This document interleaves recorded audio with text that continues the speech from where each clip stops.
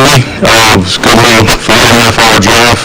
Now I got to catch up with some calls and podcasts. It's a good thing, but I think we haven't talked since the end of last season, obviously. So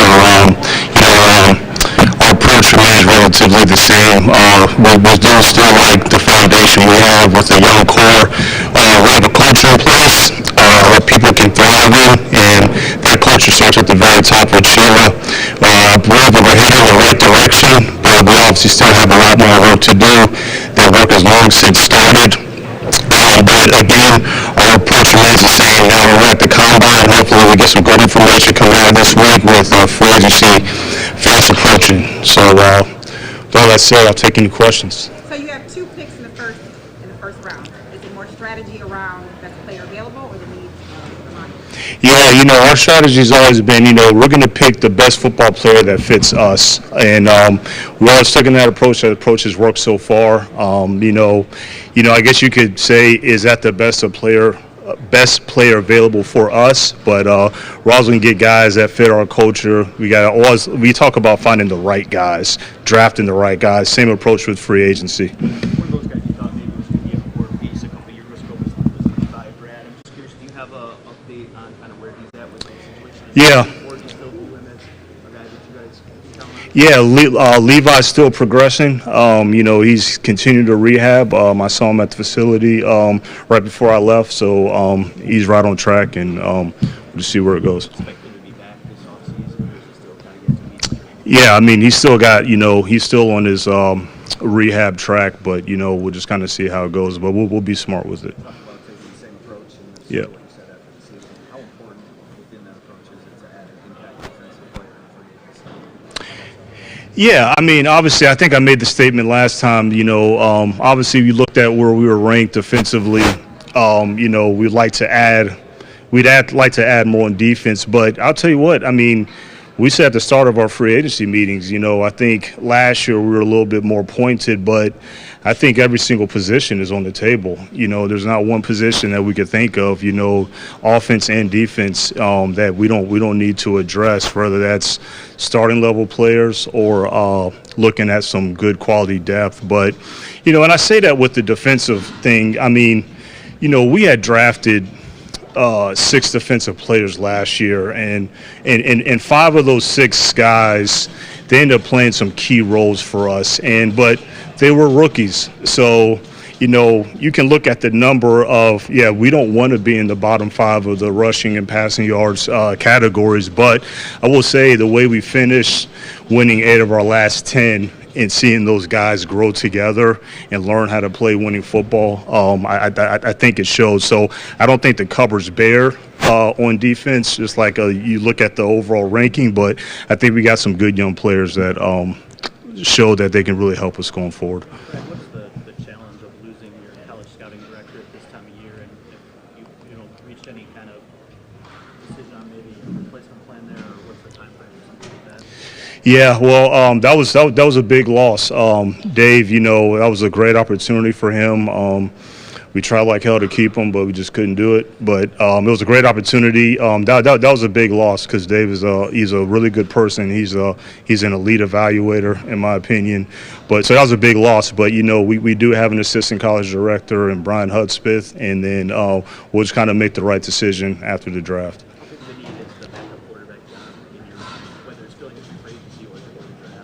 Yeah, no, it's a good point. I feel like last year we kind of left training camp kind of sliding into home plate, trying to, fill that backup quarterback role. And that's on me. I got to do a better job of making sure that we're not in that position again. So that is something that we're going to need to address, whether it's here in free agency or upcoming in the draft. But that's something that we've had a lot of conversations about. But I got to do a better job of making sure we get that rectified. Does it feel like you guys have almost like another first-round pick this year with Jameson Williams coming on board fully this year? What are you expecting of him in 2023? Yeah, obviously we're expecting big things. I guess that's a good way to put it. It's kind of like a brand new first round pick. The goal when we originally drafted him, we didn't know really how much we were going to get out of him, but it was good to have him get some kind of game experience to kind of feel the speed of the game. But yeah, we're just going to continue to do everything that we need to do to make sure that he's set up to succeed. Jamison also has to hold his part and make sure that he's doing everything that he needs to do. So it's always accountability factor on both sides. But we expect big things from him. You know, he's got rare talent, rare ability. He's got a serious passion for the game, and yeah, we expect big things from him. But obviously, we got to do both our parts to make sure he's set up to succeed. What did your rebound last year say about Dan Campbell as a head coach? What did our what? What did your rebound last year from the slow start say about Dan Campbell as a head coach? I've always said that. I said as soon as he was hired that, you know, he had the elite traits of a successful head coach, and so and I've always admired the way that he's able to make the right decisions, lead the team, and pull the team out of a dark place. And the way that we set up and way our plan and process has been in place, you know, we had a plan. We started young, we drafted, we developed, and you got to take some lumps, you know, and those guys got to learn to win and all of that. But I thought Dan has done an incredible job of righting the ship, and yeah, we're only going to get better. What are your expectations for the running back position this year? Swift entering the contract year, Jamal gone. What are your expectations?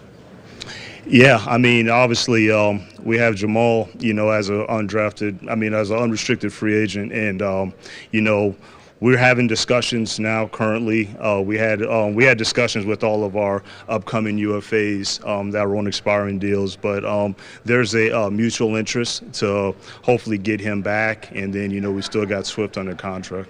Does having that extra first-round pick maybe allow you? I know you say you're looking at the Lions who fit your team, but does it allow you to maybe take a highly rated player in your eyes who isn't at a position that's considered a major need that you have to fill from a, you know what I'm saying? Like almost like a luxury sort of thing. Are we in a position to make that luxury pick? Yeah, I mean, again, we'll just kind of find the best players that fit. You know, I think when you're in those spots and you're just drafting for need, you can make some mistakes. And I'm not going to say that we don't look at that at all, but when you're passing up really good football players that can help you and impact your football team, you know, it might not be lined up with the exact anchored, quote-unquote, hole you might have on a depth chart. So, yeah, again, we've had that process started for a while, and then we're continuing here at the Combine. But, yeah, we're just going to look for two really good football players that fit what we're all about and hopefully can impact us early. What does Brett Fisher bring to the table? Yeah, so Brett Fisher, he's going to be a big part of our medical and performance advancement going forward. He came highly recommended, just getting to know him through the process. You know, we're always looking to get better in all areas of our organization. And going through this process, getting to know Brett, I quickly saw what everybody was saying about him. He's a forward-thinking, he's a collaborator, and he will head our medical process, work in conjunction with Mike Clark. And we just want to get better at our medical performance in general, but most importantly, just our player well-being. So I think Brett Fisher, he's going to be a huge cog in that. Eric had asked about the quarterback, or I'm sorry, the luxury sort of thing. How does that apply to the quarterback position? I know Peter had asked you about Jared Goff and, you know, whether it's important to draft maybe someone in the first round this year. How do you convey that the future at that position is what you have now? Yeah, I mean, I don't know if that's a luxury because I've been pretty clear about, you know, and I've had these conversations with Jared. You know, look, we love Jared. He's our starter. He's our guy going into, but, you know, we don't have anything behind him, you know, and so I thought Nate did a nice job when we got him, but, you know, he's a UFA as well. So, again, we got to make sure that we address everything, again, whether it's free agency and through the draft. But, yeah, it could very well be through the draft. You know, don't know what's going to happen in free agency, and not sure if some of those guys, you know, at the quarterback position free agency might not be ready to make a decision at that point before the draft. So, Just to be clear, I guess I meant pick 6 or 18. yeah. How strongly would you consider quarterback? We're going to get the best football players that fit us. I don't know exactly what you want me to say there. When you repeatedly as an organization send scouts to one college throughout the course of the season and you yourself attend one of those games, what do you hope you're further mining and gleaning from that, like from your own evaluation of players when you're at a game like that, when you send scouts to one school? Yeah, it's just part of our process. I'm actually pretty selective in terms of how I do my own schedule. Like the scouts are they already have a schedule that they work really, really hard on, over the summer and training camp that's set. And, we have to make sure that our scouts are set up for success with a quality schedule, quality visits, just so they can maximize and get the most out of it. But for myself, when I go see players during the season, I'm pretty selective because I'm very aware of the process in terms of I try to avoid getting anchored too much. So I'm always trying to stay mindful of if I see certain players through the fall. It's like when we get around to this part of the process, not having, just the bias of, I put this much into going out and seeing this player and all that. So I try to stay mindful of that, but I do try to get just a live look, hopefully get a little bit of information on the player. And When you're that selective, then what has it been about the Oregon-UCLA game the last 2 years that's enticed you to attend those? the Oregon-UCLA game, I only went that 1 year, so no, I didn't go to Oregon-UCLA. I did go the year when we were playing out there and Kayvon Thibodeau was coming out. You've got 8 picks in this draft. That's really exciting. I know you and Dan Campbell are all about the culture and playoff push. What is the culture of your locker room looking like right now? And I'm from Detroit, so I've never seen them win, so I'm excited. Yeah, no, it's like I was saying earlier, we just have a culture in place that people can really thrive in. And, you always want to look at it from a leadership standpoint, what is really the culture? Well, it's, what are your values? Who are you really as a person from a leadership standpoint? And can you bring that to life? And when you bring that to life, can it let other people thrive and make others around you better? And so we worked hard at that. At the same time, that comes from the top with Sheila, and this number one is the most important thing. And that's an easy thing for Dan and myself. But the culture's great. Guys love coming into work. They know that they can thrive. They know that they can be themselves. Everybody's being held accountable. But yeah, we got a great culture in place. Would you have any hesitation about drafting someone in the first round who never started at college football? Drafting someone in the first round that's never started. It's kind of unique. But yeah, that's a good question. I'd probably be a little hesitant because that's, you always want to forecast and, you want to get more of a sure thing, especially when you're picking that high. I'm not saying that it can't happen. I think everything is case by case. You just don't know what the circumstance or situation is of why that player didn't start. So if it's not credited as a stat line of he did not start this game, but he played X amount of many snaps, then we got to just do the research and get the information of why the kid wasn't starting. So I wouldn't say it would rule them out, but it just require a lot more research. Brad, how much easier might it be to build goals after a more successful 9-win season than maybe the season before with just 3 wins? How much easier would it be? Yeah, to fill those holes and see those holes when you're coming up to the draft. Yeah, I mean, if you're talking about more so like as we approach free agency, I will say when Dan and I first got here, all the free agents that, we inquired about, I thought there was a little bit some of that asterisk. All right, does he want to come here? Because we're just getting started. I don't feel like that's the case now. I think the question is now is, do these players fit the standard of our culture to be on our team now? And so I think that we've kind of changed that narrative, which is a good thing. So I don't think it should be hard at all. Yeah, and I've always said we're going to always be – I told you guys at the end of the season, we'll always be selective and strategic in free agency. And you got to be really careful in free agency. But when I said that, it's all about still finding the right guys. It's not about how much money you have to spend or, regardless of how many resources, always being selective and strategic in that process. But we're just trying to find the right guys. I think we've done that in the past. A lot of the free agents that we've signed, they've had really, really good years. And we got to make some hard decisions now. What's grading TJ Hawkinson last year? You got an extra pick. Is that a position you're looking to fill, or do you get the tight end on the roster? Yeah, we got a good young core of tight ends that really contributed. Believe set a franchise record for touchdowns at the tight end position collectively as a group. But I'm glad that the T.J. Hawkinson trade has been called a trade now because it was kind of a wave the white flag kind of deal at the time when it happened. But yeah, again, we're always looking to add though. We're always looking to add.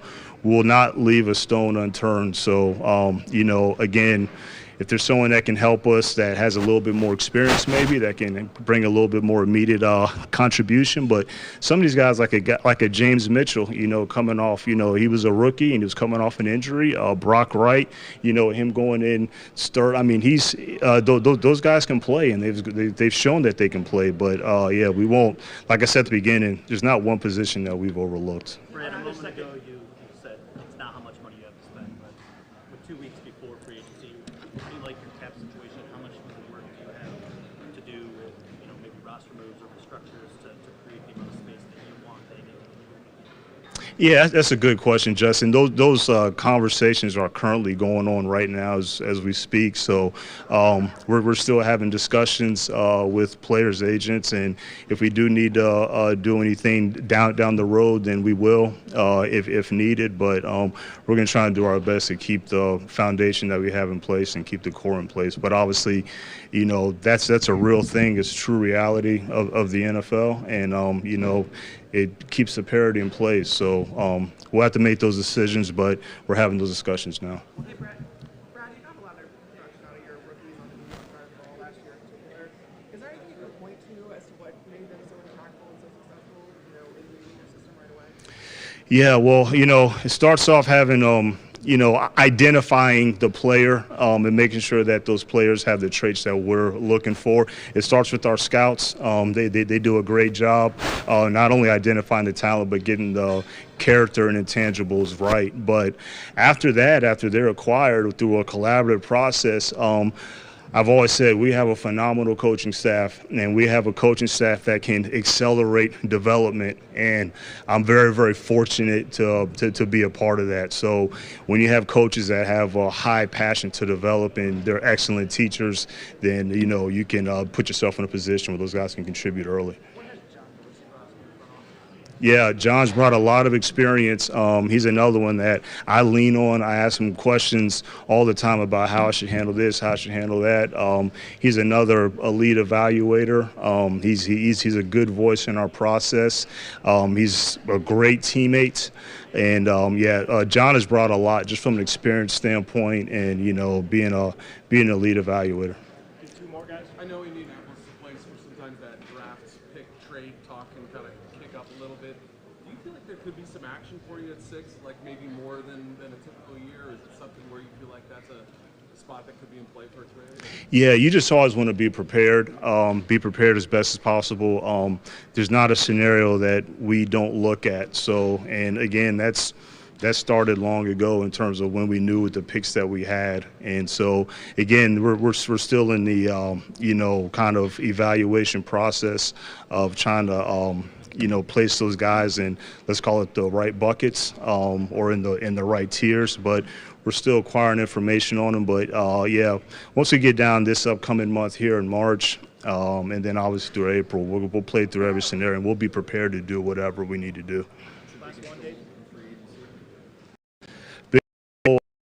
Really just not to take a step back, just making sure that we're taking a step forward. That's really the biggest one. I think that we ended the season with a lot of momentum. And again, like I said earlier at the beginning of this, I think we're heading in the right direction. So again, it's going to be a big off season. Never like to put too much pressure on myself, but I think we just remain confident in our process, which we've done and which has worked so far. And just make sure that we're still keeping that momentum going, which I think I feel very confident that we will be doing. Thanks, everyone. All good. Thanks, guys. Appreciate it.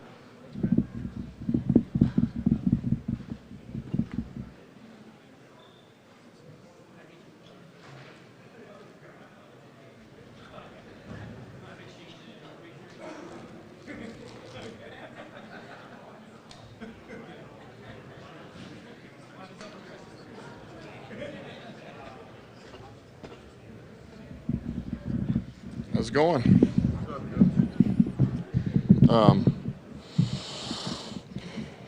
Look, I'll just go ahead and open it up. Some new additions to your coaching staff, a number of them. I can't go through all, but Scott, especially, is the new running backs coach, assistant head coach. Just what did you see and what does he bring to the table? Yeah, let me. I will start here. I said I'll go ahead and open with questions, but now that you open with a question, I'll start and then I'll go to.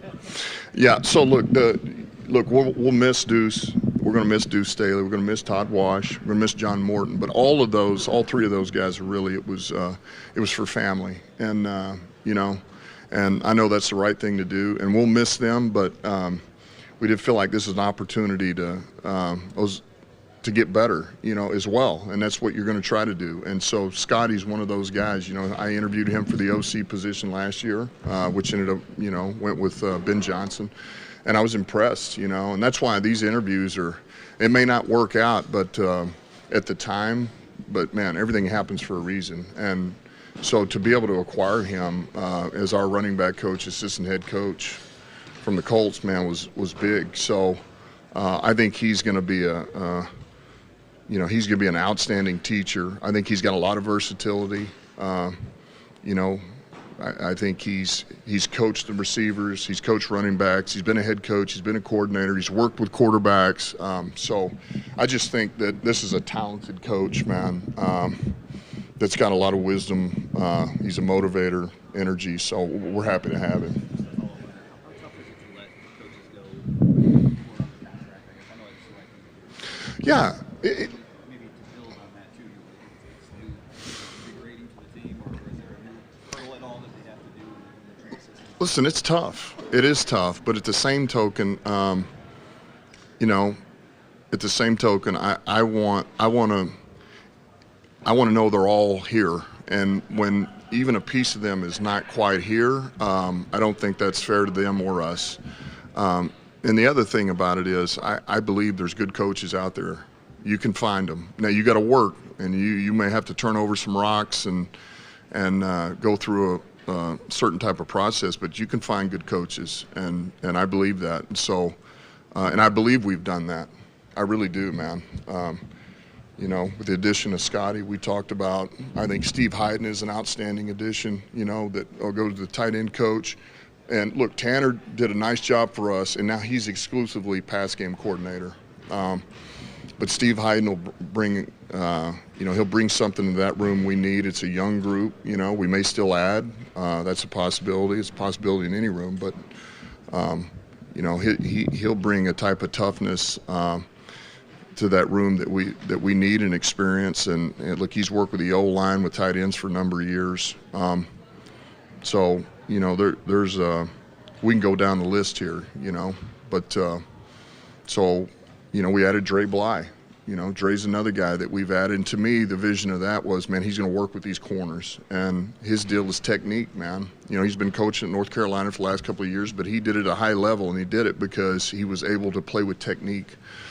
And so he'll bring a certain type of attitude, fundamentals that AG's looking for. Brian Duker takes that room over now. He's got it, like AP did last year. But Dre will work with those corners. Yeah, I talked to John last night. We don't officially have anything signed right now, but we've come to an agreement. And he's another guy. To me, it was, I just felt like it was going to be good for us. Like what Johnny Morton did for us on offense this year was pivotal, and it was behind the scenes, and I'm not sure everybody understands just how important he was for us. And I see that defensively. Like Dom Capers was, he did a really good job for us. And so to be able to get that, listen, John, man, John was defensive coordinator when I was at the Giants as a young player, and that's when our relationship began. But a very successful head coach, 3 different teams in this league. And, man, he's been out of it for about 5 years. He went back to Indy last year kind of in the same capacity, senior defensive assistant. And, man, you could see the fire in him. I mean, it's impressive, man. He misses the chess match. He misses preparing for an opponent and just worrying about defense, And so I think he's going to be great at helping AG just watch his blind spots, which is really what Johnny Moe did for us on offense, you know, to help Ben out. So I think he'll be a great addition. We got John Scott, defensive line. He's another one we haven't technically signed on paper, but we have an agreement. And he was one of them I talked about. Man, how do we get a guy that, you know, from the same tribe as far as teaching D-line, young, energetic. He's a technician. He's all about technique in the run game and pass game. And that's what we felt like more than we need some guy with a lot of experience in the NFL that's, man, we want somebody that just eats and breathes fundamentals. He's done it at the college level, developed talent. He was with the Jets under Bowles, Casey Rogers, so and it was an impressive interview. So, you know, we're excited to have him as well. So. Coach, we know you're a big culture guy. Rah-rah, work ethic. With your picks in this full draft, are you looking more for what the needs of the Lions are versus what the talent that's available? No, I mean, I think that's I wish that was easy to just answer outright. I would say we're not afraid to acquire talent, even if we feel like we have a couple of people already in that position. You know, if it's there is such a thing as talent that's hard to pass up, even though we may have a surplus of those players. So, you know, but we understand we have needs, no different than anybody else does. But no, I would say Brad and myself, we're looking for guys that upgrade us, no matter what they are. And if they can play, we'll find a way to play them. You know, we'll put all of them out there some way, form, or fashion. Coach, the combine has gotten much bigger since you were here as a player. Who's that? I said the combine has gotten much bigger than when you were here. Who's that? Combine. What do you make of like the spectacle that's happening? Yeah, I mean, you're trying to get me in trouble. So, yeah, I don't know. Every year it becomes what you say. I guess there is somewhat of it's a spectacle. And to me, it's more at this point just to be able to sit with these guys. You know, obviously they get the medical during the week, but for us to be able to do these formal interviews or informal is, to me, the biggest part of all this. It's not even the working out portion. Like, to me, you grade them off the tape. You don't grade off somebody out here in pajamas running around on 40 with no defender around or offender. But the meetings are great. You know, the meetings are really pivotal. So. All the other stuff, whatever, just tell me when to show up. We'll get it done. So. Media availability? Do you get this many people for your player media availability at the combine? No.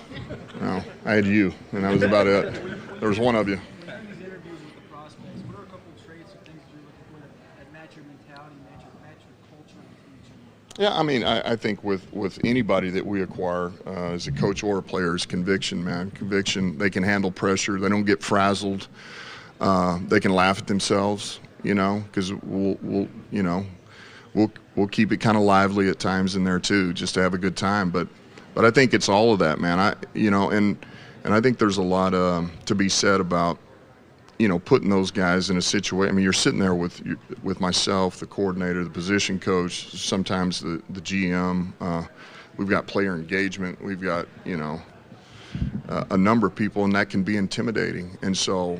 To me, you want to see, can you put them in a gray area and see if they'll give you a black or white answer, which is what you want. You want the conviction, right? So I think that in itself, there's only so much you can get in a 20-minute period, but that would be something I'm looking for. What was your reaction to Sean Payton returning to the NFL? Can you speak a little bit about what? Yeah, listen, that didn't surprise me. I knew, you know, I felt like he just needed a breather. He needed to change his scenery.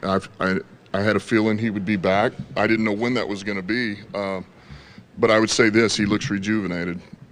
He definitely looks rejuvenated. So, if anybody can get that thing turned around out there, it's him. Coach, as you're interviewing coaches to possibly come onto your staff, and even these prospects here, what is a common thing that they're saying about joining this organization? Just, you mean the coaches and? Coaches and prospects here. Yeah, well, I think that. I think they appreciate there's a camaraderie about it. There's, you know, I think we talk about culture all the time, but they know the people we are acquiring are good people, and they're like-minded, they're hardworking.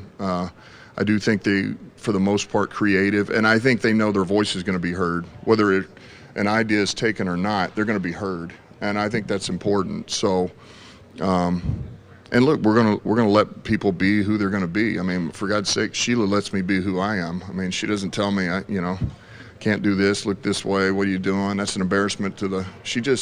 She wants me to be me, and I appreciate that. And I want my coaches to be themselves. I want our players to be themselves. Now, we all have a common goal, and there are certain things we all have to abide by to get to where we want to go. But listen, I appreciate that, and I want them to appreciate it. Coach, can you tell us just a little bit about I'll get you, Justin. your philosophy about the best way to deploy DeAndre Swift? Is he a guy you think you're going to kind of have to manage the touches and No, we did some, we tried to do that last year. We tried to take care of him in camp. I know this, he is a very talented player, and,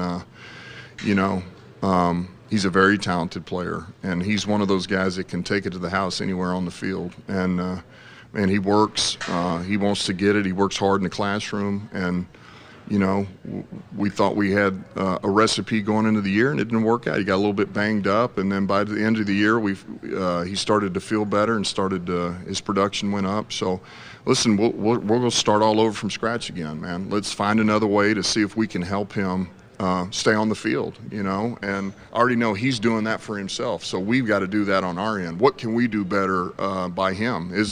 Can we? Because he's too talented. He's too talented to not have out there. He's an explosive athlete. Brett talks a lot about intangibles. I don't know what it is with Amon-Ra and Panay. They have that it factor of competitiveness. You've gone through these interview processes. What have you learned to identify, I guess, that real fire as opposed to kind of that fake football? Yeah, it's hard to put into words. I would say this: I don't know how many guys we've met with at this point.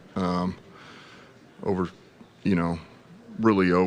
these 2 to 3 days, let's call it 30 guys, 35 guys, and I've checkmarked 4 guys. And to me, they got the it factor. Just when you sit in there and you hear them talk about football, it's there's a fire burning in them, man. They can't sit in their seat. They got to get up to talk. They got to tell you what's going on. This is how I think. This is what I'm.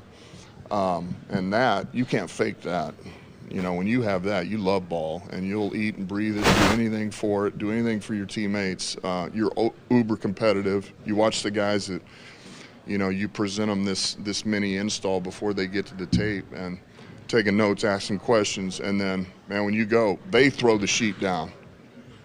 Because to them, it's a competition. Like, I'm about to show you how good I can do this. I'm about to show you what I can retain. I'm going to show you that I understand what you're wanting me to do. And those guys are rare.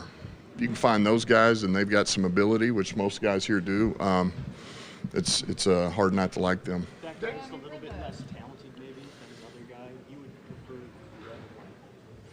Well, I think, tell me the level of talent in the body, and where are we picking, relative to, I think, But those things are important.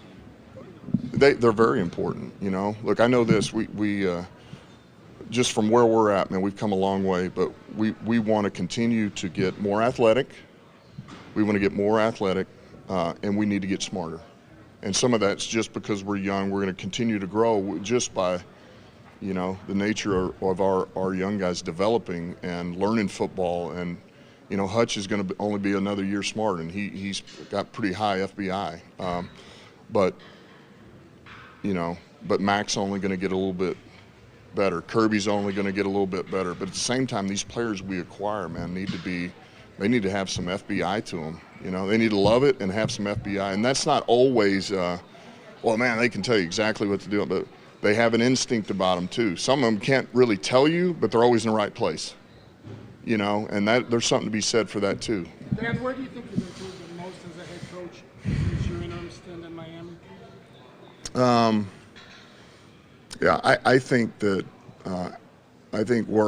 for me, it's having a clear vision for how we need to prepare for a season, how I need to get the coaches ready to prepare the team.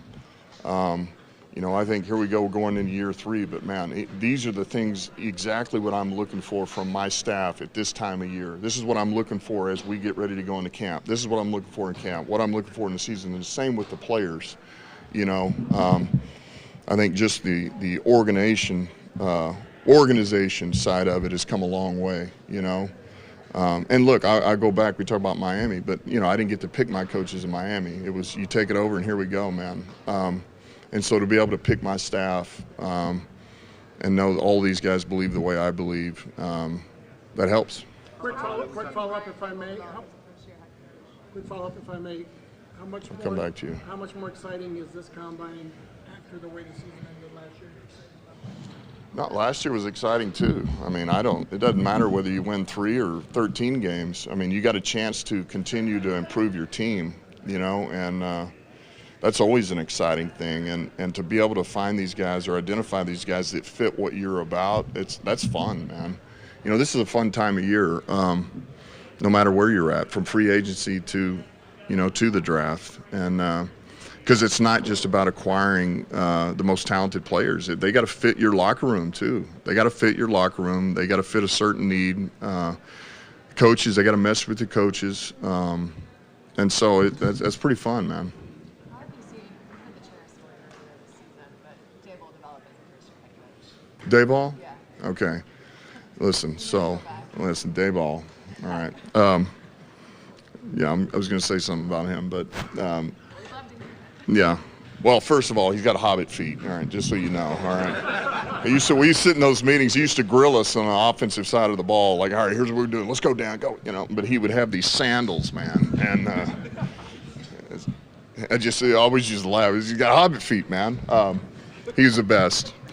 Very, very bright. Look, I'm not shocked, to be honest with you. I thought what he did with that team, knowing where they were at from a talent level, man, I thought they shortened those games. They played pretty good defense. Wink ran a real good scheme, but I thought that their ability to put the ball in the hands of Barkley, and man, they get to a certain point of the game, you're not getting that ball back, and that's really a credit to knowing what he had on the roster. I thought they used all 3 phases.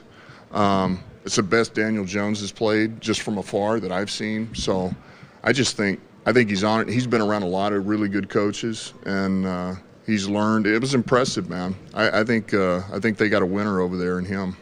Talk about Aiden Hutchinson. How important is it to have a 1-2 punch at the edge position? That's big. Any team wants those guys. You want to be able to have apply pressure on both edges, and then you got to push the pocket in the middle. So, I don't think you can have enough rushers. Question from Texas. Your favorite playing memory at Texas? That would be easy. That was winning the Big 12 championship against Kansas State, at the Alamo Dome, and that was a special group. That was a special time for us. Two-part question, just because you said this is last one. First, talk about it, but I asked Brad this: what is the goal with free agency? That comes first, and then second, a lot of teams aren't sending their staffs here now. And you guys do have some of your assistants here. Why is it still important for this guys? Number one, I think Brad and I, it's always a number of ways you can go with it. But I think, honestly,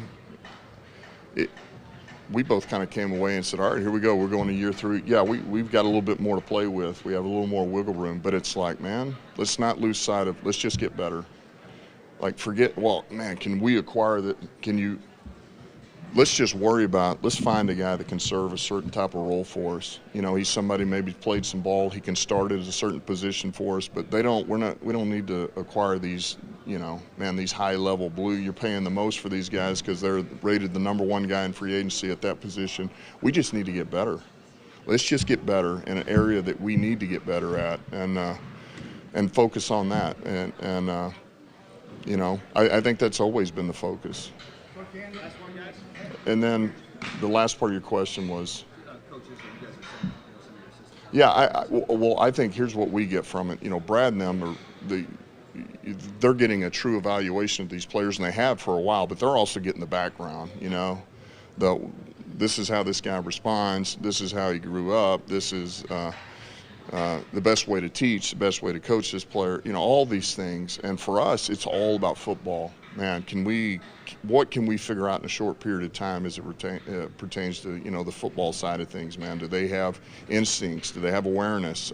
Can they, you know, how much information can they retain? And so that's why I think it's important. This is our first really, unless you go to a Senior Bowl or something, this is our first exposure to these players, and there's more to come. So as this starts to go, man, we could be exposed to these players 3 or 4 times, you know, and so that's why these are important, because this is step one.